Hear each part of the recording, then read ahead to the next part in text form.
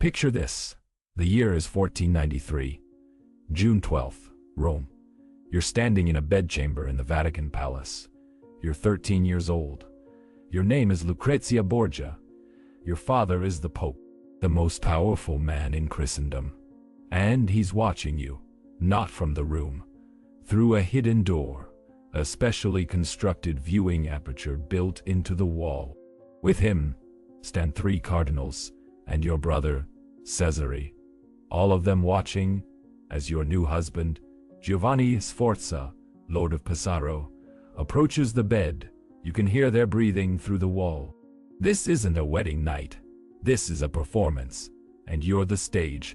If you believe that the documented records of history's most terrifying figures must be remembered, consider liking this video and subscribing.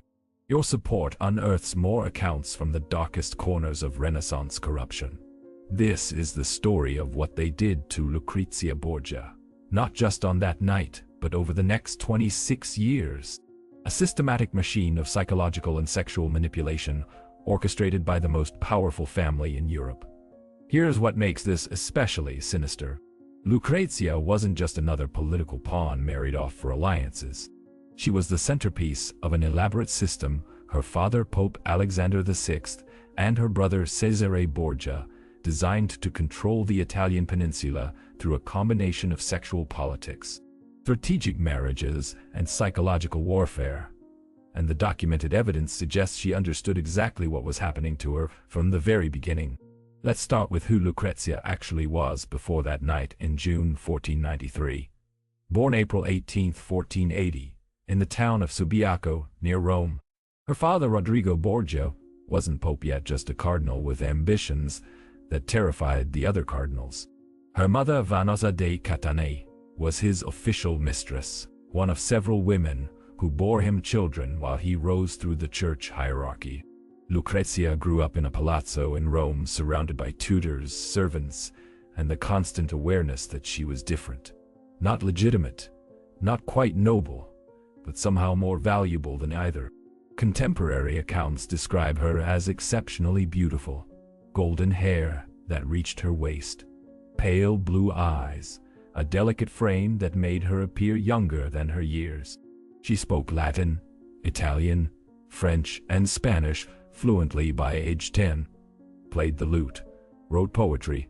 Pietro Bembo, the Renaissance scholar who later became her lover, wrote, "She had the face of an angel and the mind of a diplomat."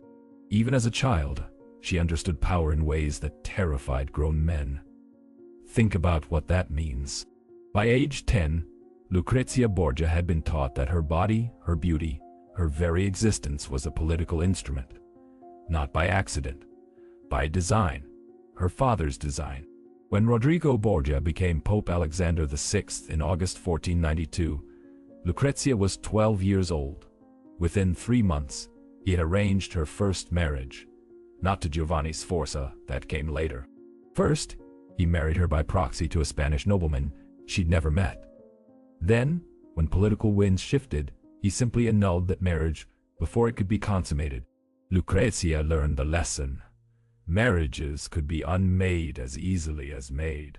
Bodies could be traded like currency. Virginity was a renewable political resource in her father's calculations.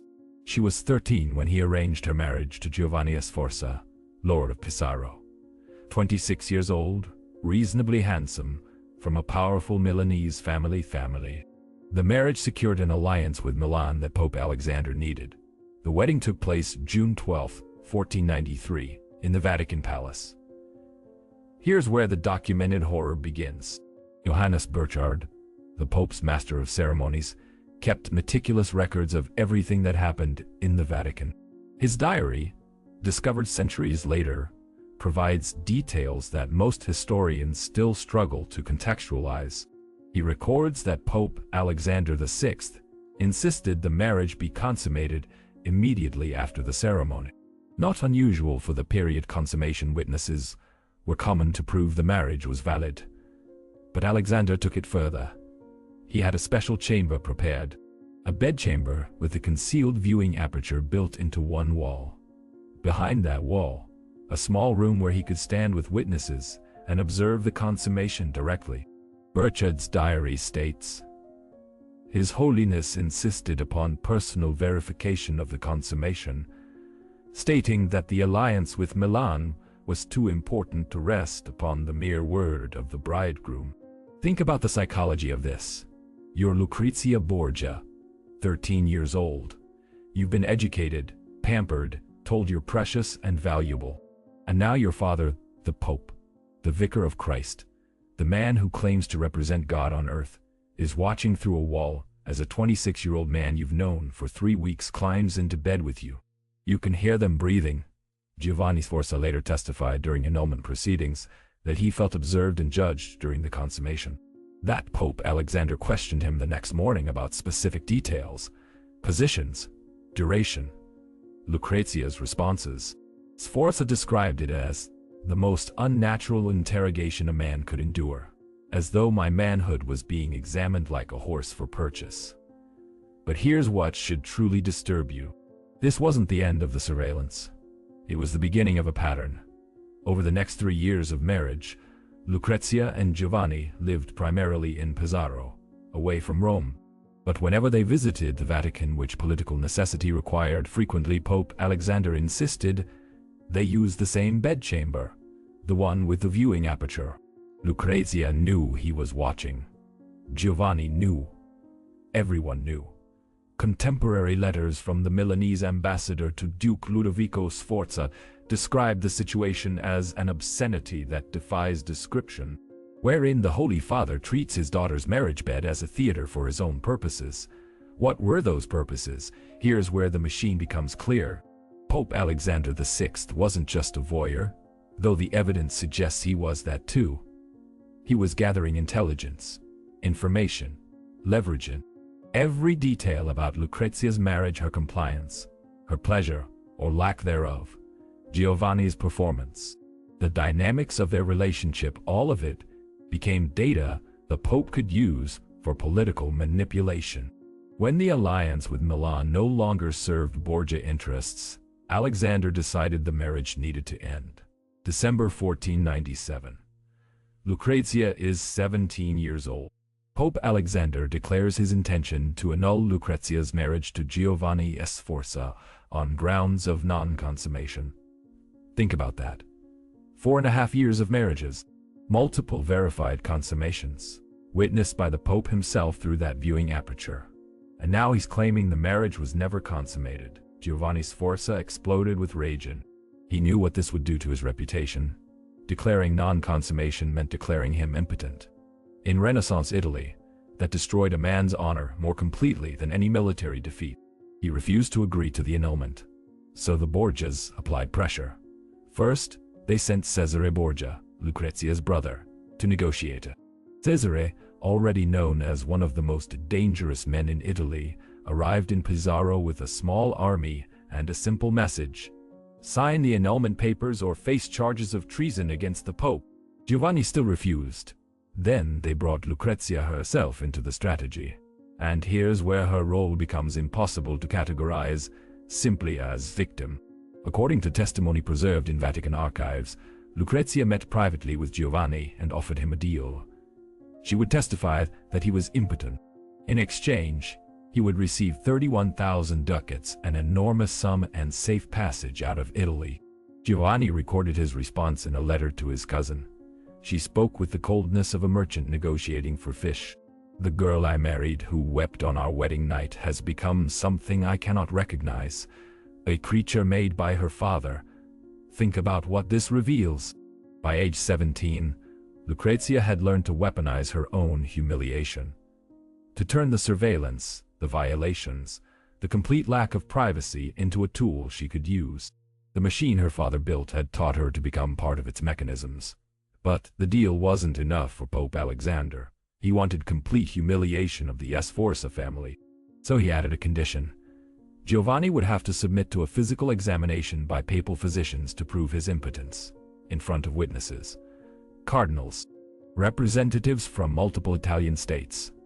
A medical rape, essentially, a public unmanning. Giovanni Sforza finally broke.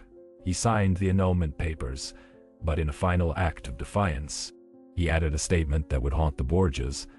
"The Pope wishes to annul my marriage not because it was not consummated, but because His Holiness desires to have his daughter for himself." That accusation incest between Pope Alexander VI and Lucrezia Borgia spread across Europe like wildfire. Was it true? Here's what we know for certain. Contemporary sources report that after the annulment, Lucrezia lived in the Vatican Palace in apartments directly connected to her father's chambers, that they dined together every evening, often alone, that Pope Alexander showered her with jewels, dresses, properties worth hundreds of thousands of ducats. The Venetian ambassador wrote, "The Pope loves his daughter with an affection that exceeds the natural bounds of fatherly love." Giovanni Borgia's diary records multiple occasions when Pope Alexander canceled official audiences because he was consoling Lucrezia in her chambers. But the most disturbing evidence comes from what happened next. In early 1498, Lucrezia became pregnant. She was living in the Vatican, unmarried. The annulment had declared her a virgin, and she was pregnant. If this moment in history doesn't move you to learn more about how power corrupts absolutely, you might be missing the lesson our ancestors died to teach. The Vatican went into crisis mode. Lucrezia was immediately sent to the convent of San Sisto on the outskirts of Rome, and officially, she was going there for spiritual retreat after the trauma of her annulment. In reality, she was being hidden. She gave birth in September 1498, a boy. The Vatican records list him as Giovanni Borgia, of unknown parentage. But here's where it gets truly sinister. Pope Alexander VI issued not one, but two contradictory papal bulls about the child. The first bull, issued secretly, declared that Giovanni was the son of Cesare Borgia and an unnamed Roman woman. The second bull, also secret, declared that Giovanni was the son of Pope Alexander VI himself and an unnamed Roman woman. Notice what both bulls have in common. They both deny Lucrezia is the mother. But a third document discovered in Spanish archives in the 19th century tells a different story. A letter from Lucrezia to her cousin Adriana describes the child born of my body that I am forbidden to acknowledge. Think about what this means.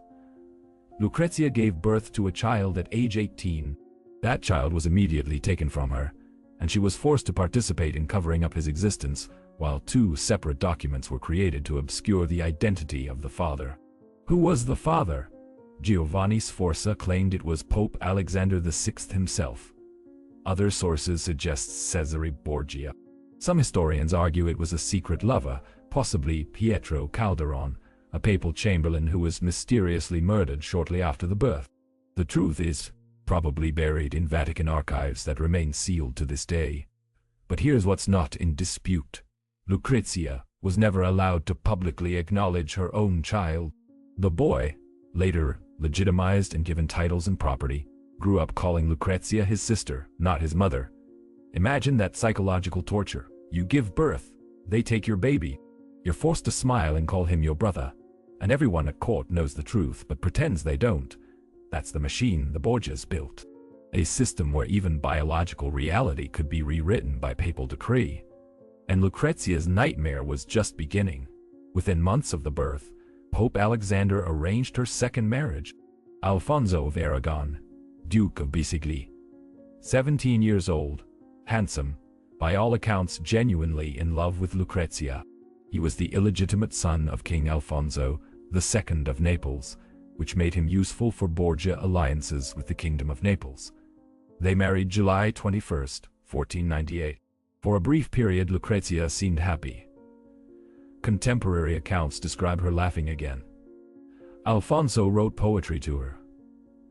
They had a son together, Rodrigo, born in November 1499. For perhaps the only time in her life, Lucrezia experienced something resembling a normal marriage. It lasted 18 months. Then Borgia political calculations shifted. An alliance with Naples no longer served their interests. An alliance with France did, and Alfonso of Aragon became a liability. July 15, 1500. Rome. Alfonso is walking up the steps to St. Kate. Peter's Basilica when assassins attack him. Multiple stab wounds. They leave him bleeding on the Vatican steps. He survives, barely. Lucrezia nurses him back to health personally, sleeps in his room, tests all his food for poison. She knows who ordered the attack. Her brother Cesare. For a month Alfonso recovers. Lucrezia believes she saved him. Then, on August 18, 1500, Cesare Borgia enters Alfonso's sick room. He orders Lucrezia out. She refuses. According to testimony from servants present, Cesare physically removed Lucrezia from the room, locked the door, and strangled Alfonso of Aragon to death with his bare hands. The official Vatican announcement stated that Alfonso died of complications from his wounds. Lucrezia knew better. She was 20 years old. Her second husband had been murdered by her brother.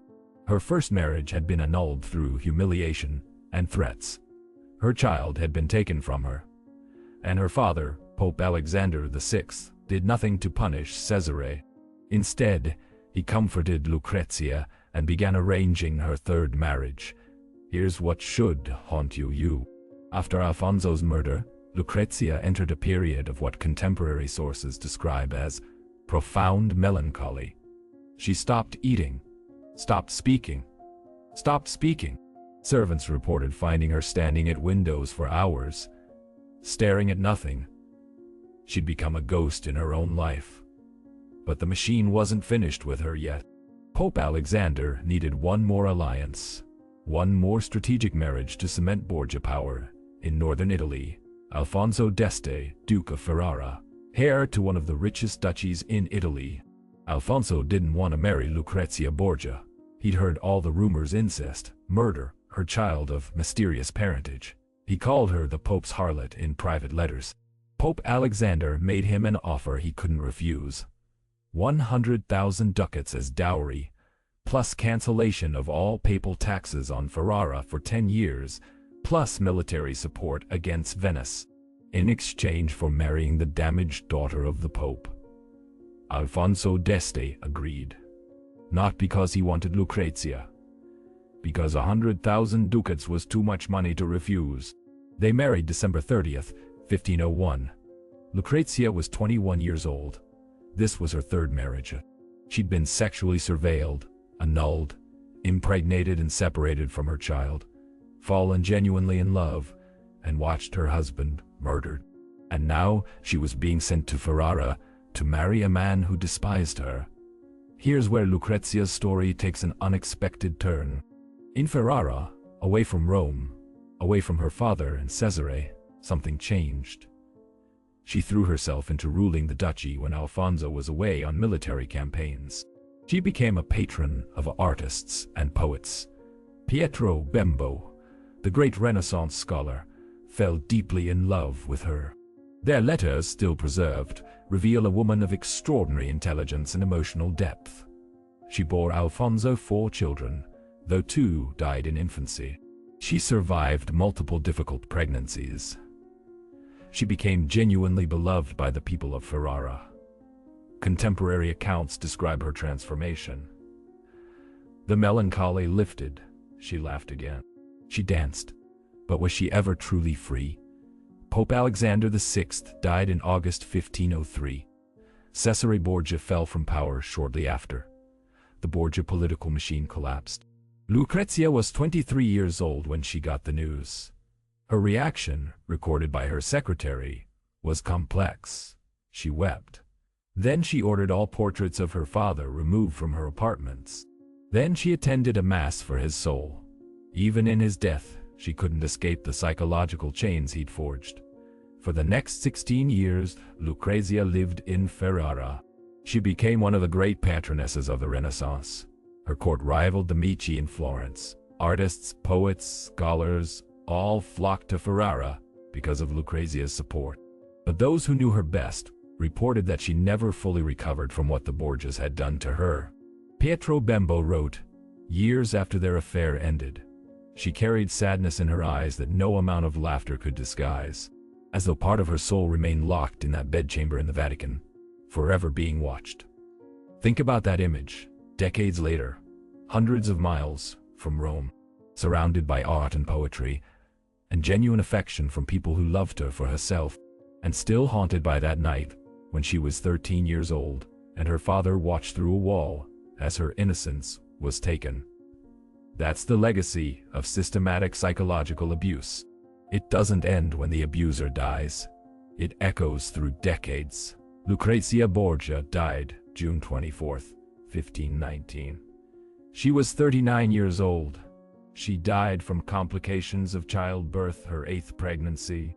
The baby, a daughter, died within hours.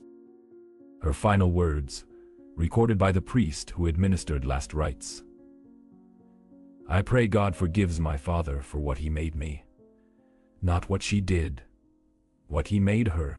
Here's what haunts me most about Lucrezia's story.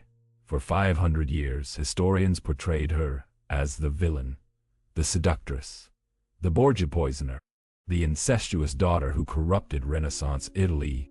Only in the last century, as Vatican archives opened and contemporary letters were re-examined, did the truth emerge. Lucrezia was a victim who learned to survive in a machine built to destroy her.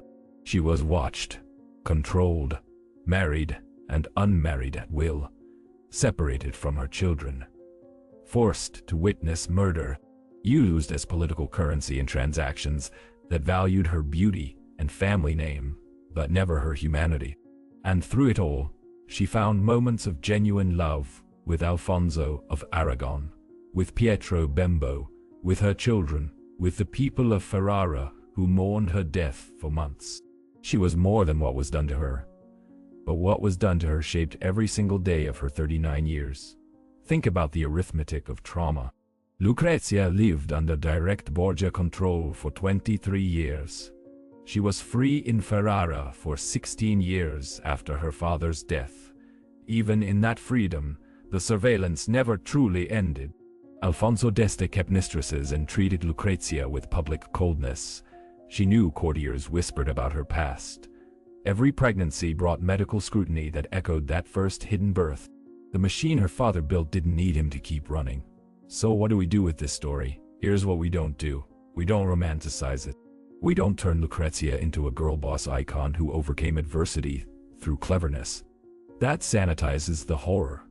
What Pope Alexander VI and Cesare Borgia did to Lucrezia wasn't just abuse. It was the systematic weaponization of family, sexuality, and surveillance to maintain political power. They built a machine that turned a 13-year-old girl into a political instrument, while simultaneously ensuring she could never fully escape her function. And the truly disturbing part? That machine worked. The Borgias consolidated enormous power in Italy. They terrified other noble families into compliance. They demonstrated that there were no limits, not the sanctity of marriage, not the bond between parent and child, not even the moral authority of the papacy itself. The question isn't whether what they did was evil. That's obvious. The question is, how many other Lucrezias are hidden in history?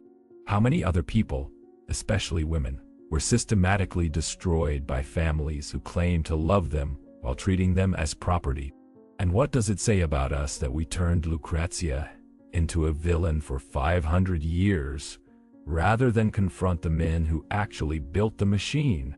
If this exposed something you've never heard before about Renaissance corruption, hit that subscribe button and turn on notifications, because we're going to keep uncovering the documented horrors that history textbooks erased.